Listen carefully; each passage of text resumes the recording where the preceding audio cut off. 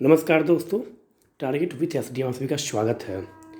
आज हम लोग कुछ महत्वपूर्ण करंट अफेयर्स को लेकर आए हैं और अभी वर्तमान समय में जो भी एग्ज़ाम है उन सभी परीक्षाओं में करंट अफेयर्स एक अपना अलग महत्वपूर्ण रखती है, एक अपना अलग स्थान रखती है। तो आपको लगातार करंट अफेयर्स को लेकर चलना है और प्रत्येक दिन आप अपने रूटीन चार्ट में कम से कम 2 घंटा, कम से कम 2 आवर करंट अफेयर्स को दीजिए प्रत्येक दिन 2 घंटा। तो चलिए देखते हैं पहला प्रश्न क्या है। 23 से 24 जनवरी 2021 तक पूर्वोत्तर परिषद के 69वें पूर्व अधिवेशन का आयोजन कहाँ किया गया? Option B right answer, Shillong में। 23 से 24 जनवरी 2021 तक पूर्वोत्तर परिषद के 69वें पूर्ण अधिवेशन का आयोजन शिलांग में किया गया है। इस अधिवेशन की अध्यक्षता परिषद के अध्यक्ष और गृह मंत्री अमित शाह के द्वारा किया गया। गृह मंत्री अमित शाह जी इस परिषद की अध्यक्षता किए थे।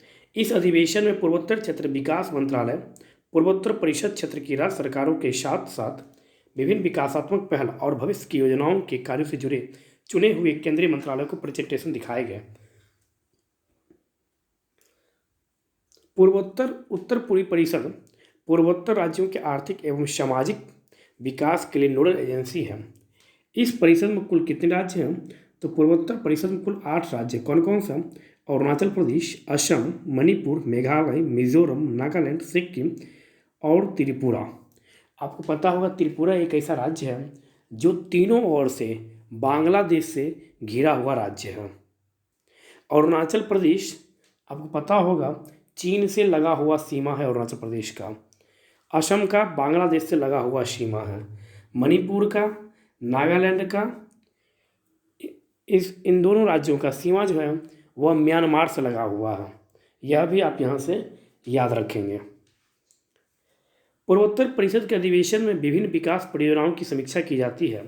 केंद्रीय गृह मंत्री अमित शाह इस परिषद के अध्यक्ष हैं और केंद्रीय पूर्वोत्तर विकास मंत्री जितेंद्र सिंह इसके उपाध्यक्ष हैं। तो आपसे कभी पूछा जा सकता है कि पूर्वोत्तर परिषद के 69वें बैठक कहाँ संपन्न हुई? तो शिलांग में। कब हुआ? तो 23 से 24 जनवरी 2021 को। या किस स्टेट में हुआ? तो मेघालय में हुआ। इसकी अध्यक्षता किस द्वारा किया गया? तो इसकी अध्यक्षता गृह मंत्री अमित शाह जी के द्वारा किया गया। और इसके उपाध्यक्ष कौन थे? तो केंद्रीय विकास मंत्री जितेंद्र सिंह जी इसके उपाध्यक्ष के रूप में अपना प्रेजेंटेशन दिए थे। चलते हैं नेक्स्ट प्रश्न की ओर। 18 फरवरी 2021 को भारत ऑस्ट्रेलिया जापान अमेरिका के बीच तीसरी मंत्री स्तरीय बैठक 2021 वीडियो कॉन्फ्रेंस के माध्यम से संपन्न हुई। इस बैठक में भारत का प्रतिनिधित्व किसने किया था? तो एस जयशंकर सर जो हैं यह पहली बार एक मंत्री बने हैं, क्योंकि यह एक IAS ऑफिसर हैं, यह मतलब रिटायर्ड ऑफिसर हैं। यह 18 फरवरी 2021 को भारत ऑस्ट्रेलिया जापान अमेरिका मतलब क्वाड के बीच तीसरी मंत्री स्तरीय बैठक 2021 वीडियो कॉन्फ्रेंस के माध्यम से संपन्न हुई। अभी आप देखिएगा कोरोना महामारी को लेकर, कोरोना पैंडेमिक को लेकर 2020 से जितनी भी बैठकें हो रही है, इंटरनेशनल नेशनल जो भी बैठकें हो रही है, अधिकांशतः कोशिश किया जा रहा है उन सभी बैठकों का आयोजन है वो वीडियो कॉन्फ्रेंस के माध्यम से किया जाए। आपको पता होगा बिहार दिवस जो मनाया जाएगा 22 मार्च को, उसमें भी बिहार के मुख्यमंत्री नीतीश कुमार जी ने कहा कि यह जो समारोह है यह भी एकत्रित होकर नहीं मनाया जाएगा और इस समारोह को भी वीडियो कॉन्फ्रेंसिंग के माध्यम से ही पूरे राज्य में मनाया जाएगा। कारण क्या है कि कोरोना महामारी को लेकर यह सावधानी बरती जा रही है। तो इसमें किसने भाग लिया भारत की तरफ से? तो एस जयशंकर सर। 18 फरवरी 2021 को भारत ऑस्ट्रेलिया जापान अमेरिका के बीच तीसरी मंत्रिस्तरीय बैठक हुई। इसमें संबंधित देशों के विदेश मंत्रियों ने हिस्सा लिया था। तो भारत के विदेश मंत्री कौन है? तो एस जयशंकर। विदेश मंत्री एस जयशंकर ने इस बैठक में भारत का प्रतिनिधित्व किया। इस बैठक से 6 अक्टूबर 2020 को टोक्यो में आयोजित पिछली बैठक में साझा किए गए विचारों को भी आगे रखने का अवसर मिला। इस बैठक के दौरान मंत्रीगणों ने क्षेत्रीय तथा वैश्विक मुद्दों पर विचारों का आदान प्रदान किया, जिसमें विशेष रूप से इंडो पैसिफिक क्षेत्र को स्वतंत्र करना, खुला एवं समावेशी बनाए रखने की दिशा में सहयोग पर चर्चा की गई। साथ ही साथ इस बैठक में क्वाड के मंत्री स्तरीय विदेश मंत्री को बैठक में कोविड-19 महामारी से निपटने के लिए किए जा रहे प्रयासों, वैश्विक जलवायु परिवर्तन और आपसी हितों के अन्य मुद्दों से निपटने पर भी बातचीत की गई। इसकी पहली बैठक सितंबर 2021 में न्यूयॉर्क में होगी। इसकी पहली बैठक सितंबर 2021 में न्यूयॉर्क में होगी। किसकी बैठक? तो क्वाड की। अभी आप यहाँ से याद रखेंगे। चलते हैं नेक्स्ट प्रश्न की ओर। जल जीवन मिशन के अंतर्गत भारत सरकार से दूसरी किस्त के पहले ट्रांच की ग्रांट प्राप्त करने वाला लक्ष्यों के आधार पर देश के 7 बड़े राज्यों में देश का पहला राज्य कौन सा है? Option number B is right answer, Madhya Pradesh. Jal Jeevan mission के अंतर्गत भारत सरकार से दूसरी किस्त के पहले ट्रांच को प्राप्त करने वाला फरवरी 2021 में जल शक्ति मंत्रालय द्वारा जल जीवन मिशन के अंतर्गत मध्य प्रदेश को दूसरी किस्त के पहले ट्रांच के रूप में 320 करोड़ रुपये से अधिक की राशि आवंटित की गई है। राज्य सरकार को सामान्य कार्यक्रम के अंतर्गत 163 करोड़ 81 लाख 80 हज़ार रुपये तथा अनुसूचित जाति जनजाति क्षेत्र के लिए 156 करोड़ 21 लाख 33 हज़ार रुपये की ग्रांट स्वीकृति की गई है।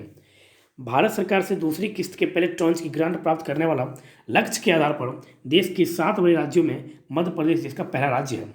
वित्तीय वर्ष 2021 के अंतर्गत राष्ट्रीय जल जीवन मिशन के अंतर्गत राज्यों द्वारा अपना अपना लक्ष्य निर्धारित किया गया है।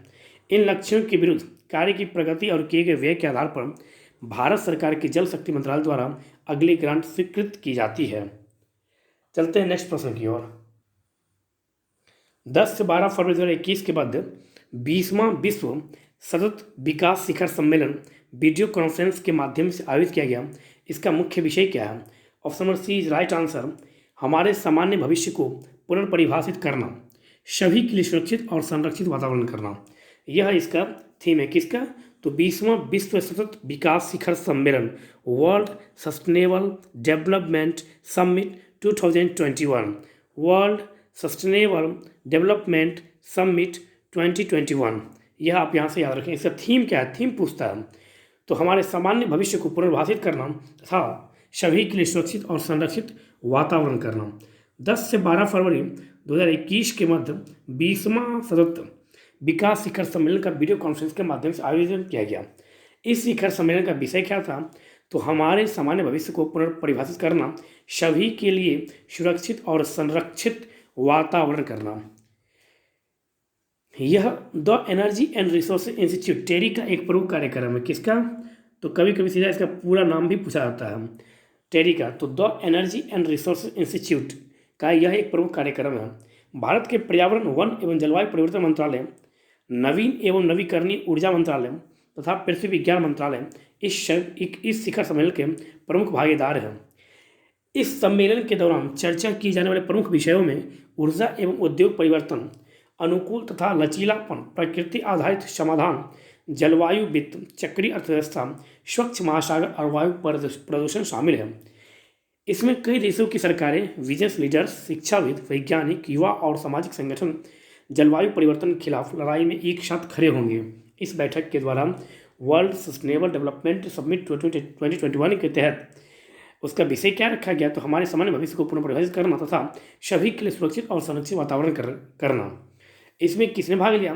तो सभी मतलब कि बहुत सारे देशों के सरकार, वहाँ के विद्वान व्यक्ति, शिक्षाविद व्यक्ति, बिजनेसमैन और युवा और सामाजिक संगठन मतलब NGO के द्वारा इसमें पार्टिसिपेट किया गया।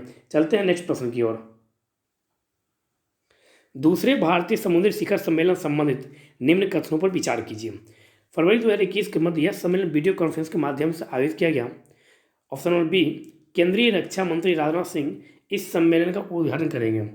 Option number A is right answer, केवल एक इसका सत्य है।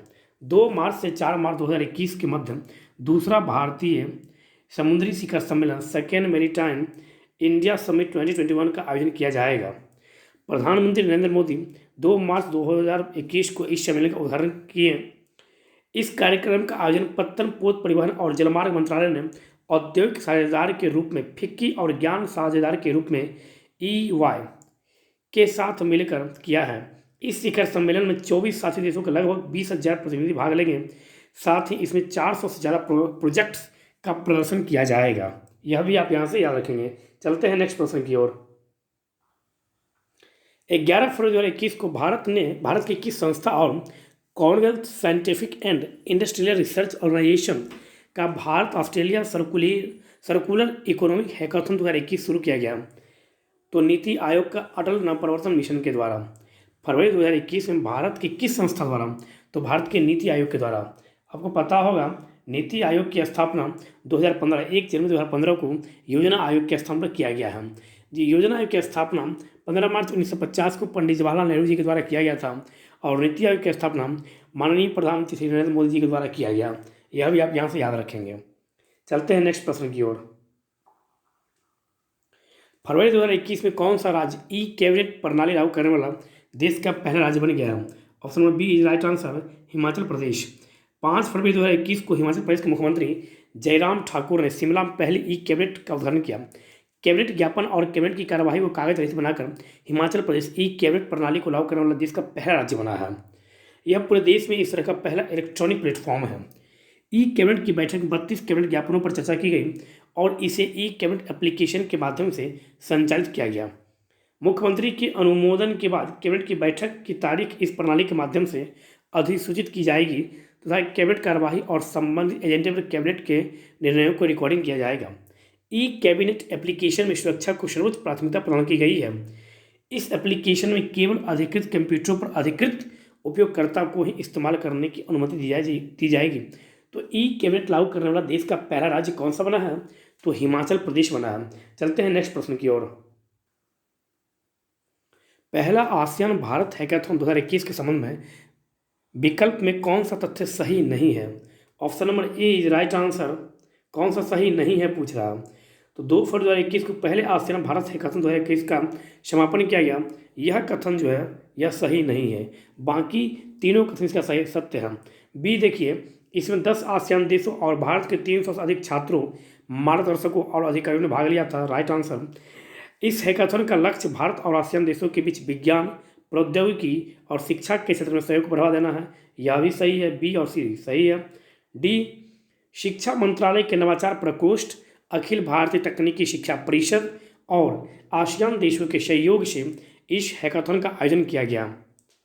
5 फरवरी 2021 तक पहला आसियान भारत हैकाथॉन 2021 आयोजित किया गया। 5 फरवरी 2021 को केंद्रीय शिक्षा मंत्री रमेश पोखरियाल निशंक और विदेश मंत्री सुब्रमण्यम जयशंकर ने आसियान देशों के मंत्रियों और गणमान्य व्यक्तियों के साथ आसियान भारत 2021 के पुरस्कार वितरण कार्यक्रम में भाग लिया था। ब्लू इकोनॉमी और शिक्षा के 2 व्यापक विषयों के मामले में सामने आने वाली चुनौतियों से निपटने हेतु अभिनव समाधान प्रदान करने की इस अनूठी पहल में सभी आसियान देशों ने भागीदारी की। भारत के साथ साथ इसमें 10 आसियान देशों के छात्रों ने भाग लिया था। इन टीमों में 330 छात्र और 90 संरक्षक शामिल थे। प्रत्येक टीम में 6 छात्र और 2 संरक्षक शामिल थे। शिक्षा मंत्रालय के नवाचार प्रकोष्ठ, अखिल भारतीय तकनीकी शिक्षा परिषद और आसियान देशों के सहयोग से इस हैकाथॉन का आयोजन किया गया था। उल्लेखनीय है कि आसियान के 10 सदस्य राष्ट्र कौन कौन से हैं? तो यह पूछता है बहुत बार एग्जाम में कि निम्नलिखित में से कौन सा देश आसियान का सदस्य देश नहीं है? तो याद रखेंगे Indonesia, Malaysia, Philippines, Singapore, Thailand, Brunei, Laos, Myanmar, Cambodia और वियतनाम। यह सभी आसियान के मेंबर हैं। यह आप यहाँ से याद रखेंगे। चलते हैं नेक्स्ट प्रश्न की ओर। 12 जनवरी से 2 फरवरी 2021 के मध्य पश्चिम बंगाल में वन विभाग द्वारा पहली बार जल पक्षी जनगणना की गई। इस जनगणना के संबंध में विकल्प में कौन सा तथ्य सही नहीं है? ऑप्शन नंबर ए जो है यह सही नहीं है पूछ रहा। तो यह जनगणना 35 विभिन्न स्थानों पर की गई, यह सही नहीं। इसके अलावा तीनों ऐसा कथन जो है वह सत्य है। कथन बी देखते हैं, इस गणना में सुंदरवन सहित इस राज्य के आर्द्र भूमि के जल पक्षियों की गणना की गई, सही है। सी, यहाँ अब तक पक्षियों की 65 प्रजातियाँ पाई गई, यह भी सही है। पहली बार सुंदरवन में काले गले वाले गिरी पक्षी का भी पता लगाया गया है, यह भी सही है। मतलब क्या ए के अलावा ऑप्शन बी, ऑप्शन सी और ऑप्शन डी तीनों ऑप्शन सत्य है। 12 जनवरी से 2 फरवरी 2021 के मध्य पश्चिम बंगाल वन विभाग द्वारा पहली बार जल पक्षियों की जनगणना की गई। यह जनगणना 54 विभिन्न स्थानों पर की गई, 54, और ऑप्शन ए में क्या था 35। यहाँ अब तक जल पक्षियों की 65 प्रजातियाँ पाई गई हैं। गजोल डोबा में टीमों द्वारा 63 प्रजातियों के 7,000 से अधिक पक्षियों को देखा गया है। शाहपुर बोट्रिल बिल में 65 प्रकार के जल पक्षियों की प्रजातियाँ पाई गई है। नेक्स्ट क्वेश्चन पर चलते हैं हम लोग। 2 फरवरी 2021 को केंद्रीय मंत्री बाबुल सुप्रियो ने किस संस्थान के भाग के रूप में भारत के पहले आर्द्र भूमि संरक्षण और प्रबंधन केंद्र की स्थापना की घोषणा की है? Option number D is right answer, राष्ट्रीय सतत तटीय प्रबंधन केंद्र चेन्नई। 2 फरवरी 2021 को केंद्रीय पर्यावरण, वन और जलवायु परिवर्तन राज्य मंत्री बाबुल सुप्रियो ने मंत्रालय के तहत आने वाले संस्थान राष्ट्रीय सतत तटीय प्रबंधन केंद्र चेन्नई के भाग के रूप में आर्द्र भूमि संरक्षण एवं प्रबंधन केंद्र की स्थापना की घोषणा की है। यह केंद्र उपयुक्त राष्ट्रीय और अंतर्राष्ट्रीय एजेंसियों के साथ भागीदारी और नेटवर्क विकसित करने में सहायता प्रदान करेगा। यह केंद्र उनके संरक्षण के लिए नीति और नियामकीय रूपरेखाओं के निर्माण एवं उनके कार्यान्वयन, प्रबंधन, योजना, निगरानी और लक्षित अध्ययन में भी सहयोग करेगा। चलते हैं नेक्स्ट प्रश्न की ओर। और आपको पता ही होगा, प्रत्येक वर्ष 2 फरवरी को आर्द्र भूमि दिवस मनाया जाता है। देखते हैं इस प्रश्न को। 9 फरवरी 2021 को लालंदर शहतूत बांध के निर्माण हेतु समझौता ज्ञापन हस्ताक्षरित हुआ। यह किस देश की वजह से हुआ? तो Afghanistan. Option B right answer. 9 फरवरी 2021 को अफगानिस्तान में लालंदर शहतूत बांध के निर्माण हेतु समझौता ज्ञापन पर हस्ताक्षर का एक समारोह BTC पर आयोजित किया गया। इस समझौता ज्ञापन पर भारत के प्रधानमंत्री नरेंद्र मोदी और अफगानिस्तान के राष्ट्रपति डॉक्टर मोहम्मद अशरफ गनी की उपस्थिति में विदेश मंत्री S जयशंकर और अफगानिस्तान के विदेश मंत्री हनीफ अतमार ने हस्ताक्षर किया। यह परियोजना भारत और अफगानिस्तान के बीच एक नई साझेदारी का हिस्सा है। लालंदर शहतूत बांध काबुल शहर की सुरक्षित पेयजल संबंधी जरूरतों को पूरा करेगा, आसपास के क्षेत्रों को सिंचाई का पानी प्रदान करेगा, सिंचाई और जल निकासी के वर्तमान नेटवर्क को पुनर्जीवित करेगा, इस क्षेत्र में बाढ़ सुरक्षा और प्रबंधन के प्रयासों में सहायता करेगा और इस क्षेत्र को बिजली भी प्रदान करेगा। अफगानिस्तान के साथ हमारे विकास से जुड़े सहयोग के एक हिस्से के तौर पर भारत ने अफगानिस्तान के सभी 34 प्रांतों को कवर करते हुए 400 से अधिक परियोजनाओं को पूरा किया है। चलते हैं नेक्स्ट प्रश्न की ओर। UPPCS RO ARO के लिए अत्यंत महत्वपूर्ण प्रश्न। वैसे तो यह सभी एग्जाम के लिए महत्वपूर्ण है, लेकिन यूपी के लिए अत्यंत महत्वपूर्ण हो जाता है। यह 4 फरवरी 2021 से लेकर 4 फरवरी 2022 तक आयोजित किए जा रहे चौरी चौरा शताब्दी समारोह के विकल्प में निम्नलिखित में से कौन सा कथन सत्य नहीं है या कौन सा तथ्य सत्य नहीं है? ऑप्शन नंबर सी जो है यह तथ्य सत्य नहीं है। ऑप्शन ए देखते हैं। 4 फरवरी 2021 को चौरी चौरा शताब्दी समारोह का उद्घाटन प्रधानमंत्री नरेंद्र मोदी ने वीडियो कॉन्फ्रेंसिंग के माध्यम से किया। इस समारोह के अंतर्गत प्रदेश के सभी 75 जिलों में विभिन्न कार्यक्रम आयोजित किए जाएंगे। चौरी चौरा शताब्दी महोत्सव पर जारी किए गए लोगों पर लिखा स्लोगन स्वर्कतई स्वराष्ट्र रक्षित है। 4 फरवरी 2021 को प्रधानमंत्री नरेंद्र मोदी ने वीडियो कॉन्फ्रेंसिंग के माध्यम से उत्तर प्रदेश के गोरखपुर जिले में स्थित चौरी चौरा में चौरी चौरा शताब्दी समारोह का उद्घाटन किया। यह समारोह चौरी चौरा घटना 2022 में इसके 100 वर्ष पूरे होने के उपलक्ष्य में मनाया जा रहा है।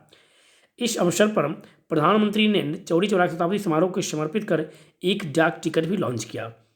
यह समारोह 4 फरवरी 2022 तक आयोजित किया जाएगा। इस समारोह में कुल कितने जिलों को शामिल किया गया? तो उत्तर प्रदेश के सभी जिलों को 75 जिलों को शामिल किया गया है। शहीद स्थलों, ग्रामों व स्मारकों पर दीप प्रज्वलन के साथ ही बैंड की प्रस्तुति होगी। कार्यक्रम के दौरान कुल शहीदों के 102 परिजनों को सम्मानित किया गया। चौरी चौरा शताब्दी महोत्सव के तहत प्रदेश भर में राष्ट्रीय भावना को जागृत करने वाले अभियान के रूप में राष्ट्रीय गीत वंदे मातरम के गायन के मामले में उत्तर प्रदेश ने मात्र 2 घंटे में ही चीन का रिकॉर्ड तोड़ दिया। वंदे मातरम याद होगा आपको, कांग्रेस के कलकत्ता अधिवेशन 1896 में पहली बार वंदे मातरम गाया गया। बंकिम चंद्र चटर्जी आनंद मठ से लिया गया। यह भी आपको यहाँ से याद रखना। चौरी चौरा का नाम पता होगा। असहयोग आंदोलन जो गांधी जी के द्वारा जो शुरू किया गया था, यह असहयोग आंदोलन चौरी चौरा घटना के बाद ही, चौरी चौरा कांड के बाद ही गांधी जी ने असहयोग आंदोलन को वापस लिया 12 फरवरी 1922 को। इस चौरी चौरा कांड में हुआ क्या?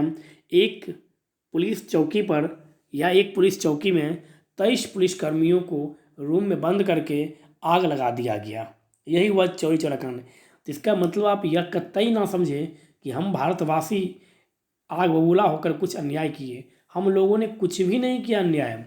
उन लोगों ने पहले निहत्थे लोगों पर पहले ढेर सारी गोलियां बरसाई, उसके बाद हम लोगों ने यह कदम उठाया। चलते हैं नेक्स्ट प्रश्न की ओर। 4 फरवरी 2021 को हिंद महासागर क्षेत्र के रक्षा मंत्रियों का सम्मेलन कहाँ आयोजित हुआ? Option number C is right answer, Bangalore. 4 फरवरी 2021 को हिंद महासागर क्षेत्र के रक्षा मंत्रियों का सम्मेलन भारत की मेजबानी में बेंगलोर में आयोजित हुआ। यह सम्मेलन 3 से 5 फरवरी 2021 तक बेंगलोर में आयोजित होने वाले एशिया के सबसे बड़े एरो शो एरो इंडिया 2021 के दौरान संपन्न हुआ। सम्मेलन का मुख्य विषय क्या था? तो सम्मेलन का मुख्य विषय था हिंद महासागर में शांति, सुरक्षा और सहयोग में वृद्धि करना। यह सम्मेलन एक संस्थागत, आर्थिक और सहकारी वातावरण में बातचीत को बढ़ावा देने की एक पहल है। यह हिंद महासागर में शांति, स्थिरता और समृद्धि के विकास को बढ़ावा दे सकता है। सम्मेलन में भाग लेने वाले देशों के बीच रक्षा उद्योग सहयोग से जुड़े विषयों, समुद्री निगरानी और सहयोग तथा मानवीय सहायता और आपदा राहत इत्यादि विषयों पर चर्चा हुई। सम्मेलन में 4 देश मालदीव, कोमोरोस, ईरान और मेडागास्कर के रक्षा मंत्रियों ने 6 देश Australia, Kenya, Seychelles, Mauritius, Kuwait और म्यांमार के राजदूत या उच्चायुक्तों द्वारा सूडान के रक्षा सचिव और 10 देशों के सेना प्रमुखों ने भी इस सम्मेलन में इस हिंद महासागर क्षेत्र सम्मेलन में पार्टिसिपेट किया। कहाँ हुआ? बेंगलोर में हुआ। चलते हैं नेक्स्ट प्रश्न की ओर। 26 से 31 जनवरी 2021 के मध्य किस मंत्रालय द्वारा वर्चुअल भारत पर्व 2021 का आयोजन किया गया? Option number C right answer, पर्यटन मंत्रालय द्वारा। 26 से 31 जनवरी 2021 के मध्य पर्यटन मंत्रालय द्वारा वर्चुअल भारत पर्व 2021 का आयोजन किया जा रहा है।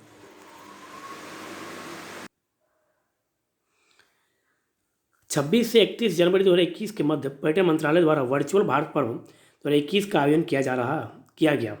वर्चुअल भारत पर्व का उद्घाटन 26 जनवरी 2021 को केंद्रीय पर्यटन एवं संस्कृति राज्य मंत्री स्वतंत्र प्रभार प्रहलाद सिंह पटेल की उपस्थिति में लोकसभा अध्यक्ष ओम बिरला द्वारा किया गया। इस दौरान पर्यटन मंत्रालय ने भारत पर्व 2021 में 3 वर्चुअल मंडप देखो अपना देश, स्टैच्यू ऑफ यूनिटी और अतुल्य भारत को समर्पित किया। वर्चुअल भारत पर्व 2021 के स्टैच्यू ऑफ यूनिटी मंडप में हाई रेजोल्यूशन वीडियो, चित्रों और ई ब्रोशरों आदि के साथ गंतव्यों के बारे में विस्तृत जानकारी प्रदान की गई। स्टैच्यू ऑफ यूनिटी मंडप में राज्य या केंद्रशासित प्रदेश के पेयरिंग की अवधारणा के माध्यम से विभिन्न राज्यों, केंद्रशासित प्रदेशों के लोगों के बीच मेल जोल एवं आपसी समझ को बढ़ावा देने के उद्देश्य से एक भारत श्रेष्ठ भारत के विचारों को भी प्रदर्शित किया गया। चलते हैं नेक्स्ट प्रश्न की ओर। 1 से 15 फरवरी 2021 के मध्य राष्ट्रीय जनजातीय पर्व आदि महोत्सव का आयोजन कहाँ किया गया? Option number A is right answer, नई दिल्ली। 1 से लेकर 15 फरवरी 2021 के मध्य राष्ट्रीय जनजातीय पर्व आदि महोत्सव 2021 नई दिल्ली के INA स्थित दिल्ली हाट में आयोजित किया गया। 1 फरवरी 2021 को उपराष्ट्रपति वेंकैया नायडू ने आदि महोत्सव का उद्घाटन किया। किसने किया उद्घाटन? तो वेंकैया नायडू। कहाँ हुआ? नई दिल्ली में। कब हुआ? तो 1 से 15 फरवरी के बीच में हुआ। इस महोत्सव में आदिवासी कला और शिल्प, चिकित्सा और उपचार, भोजन और लोक कथाओं का प्रदर्शन और बिक्री शामिल है। इसमें देश के 20 से अधिक राज्यों के लगभग 1000 आदिवासी कारीगर, कलाकार और सेब भाग ले रहे हैं। यह भी आप यहाँ से याद रखें। चलते हैं नेक्स्ट प्रश्न की ओर। 2 फरवरी 2021 को ब्रिटेन के मीडिया संस्थान द इकोनॉमिस्ट ग्रुप की इकोनॉमिक इंटेलिजेंस यूनिट द्वारा जारी लोकतंत्र सूचकांक 2020 से संबंधित निम्न कथनों पर विचार कीजिए। पहला कथन, इस सूचकांक में आइसलैंड को शीर्ष स्थान प्राप्त हुआ। दूसरा कथन है, इस सूचकांक में भारत को 53 मतलब क्या 53वां स्थान प्राप्त हुआ। और तीसरा कथन है, इस सूचकांक में उत्तर कोरिया को सबसे निचला स्थान प्राप्त हुआ। उपरोक्त कथनों में से कौन सा कथन सही है? Option number C is right answer, मतलब क्या ऑप्शन बी और सी यह दोनों कथन सही है। चलिए देखते हैं इसके संबंध थोड़ा सा। 2 फरवरी 2021 को ब्रिटेन के मीडिया संस्थान द इकोनॉमिस्ट ग्रुप की इकोनॉमिक इंटेलिजेंस यूनिट द्वारा डेमोक्रेसी इंडेक्स 2020 जारी किया गया। यह सूचकांक 165 स्वतंत्र देश, सीधा प्रश्न पूछता है यहाँ से, इस सूचकांक कुल कितने देशों को शामिल किया गया? 165 स्वतंत्र देश और 2 क्षेत्रों को शामिल किया गया। 60 संकेतकों के समूह में से 5 पैमाना क्या है इसका? तो चुनावी प्रक्रिया एवं बहुलवाद, नागरिकों की स्वतंत्रता, सरकार की कार्यप्रणाली, राजनीतिक भागीदारी तथा राजनीतिक संस्कृति के आधार पर तैयार किया गया है। इस सूचकांक में शीर्ष 5 स्थान प्राप्त करने वाले देश कौन कौन से हैं? तो चलिए देख लेते हैं। पहला स्थान है नॉर्वे, दूसरा स्थान है आइसलैंड। पहला स्थान डेमोक्रेसी में किसका है? तो नॉर्वे का, दूसरा स्थान आइसलैंड का, तीसरा स्थान स्वीडन का। 3 स्थान तक आपका उसमें याद रखेंगे, नॉर्वे, आइसलैंड और स्वीडन। इस सूचकांक में सबसे निम्न स्थान किसका है? तो नीचे से ऊपर मतलब कि अंतिम से पहला कौन है? तो उत्तर कोरिया, उसके बाद कौन है? कांगो, उसके बाद सेंट्रल अफ्रीकन रिपब्लिक मतलब कि 165वां स्थान है, और सीरिया का स्थान 164, चाड का स्थान 163। तो इतना याद नहीं रखना है, आपको याद रखना है कि सबसे निचला स्थान किसका रहा? तो उत्तर कोरिया का। कितना? तो 167वां। इस सूचकांक में भारत 6.61 स्कोर के साथ 53 स्थान पर रहा। यह तो आपको अत्यंत ही याद रखना है। यह हर हाल में UPPCS, RO, ARO, UPPCS, UPSI, इन सभी परीक्षाओं में यह प्रश्न आपको देखने के लिए मिलेगा, और 67वें बीपीएससी में भी यह प्रश्न अवश्य ही मिलेगा आपको। जबकि गत वर्ष भारत इस सूचकांक के 51वें स्थान पर था। इस सूचकांक में भारत को त्रुटिपूर्ण लोकतंत्र की श्रेणी में रखा गया।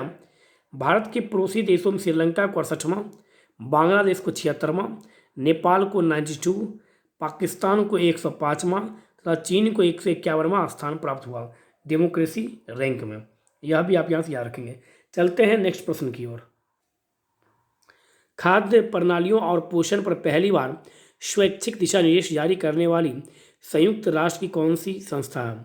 Option C is right answer, committee on world food safety.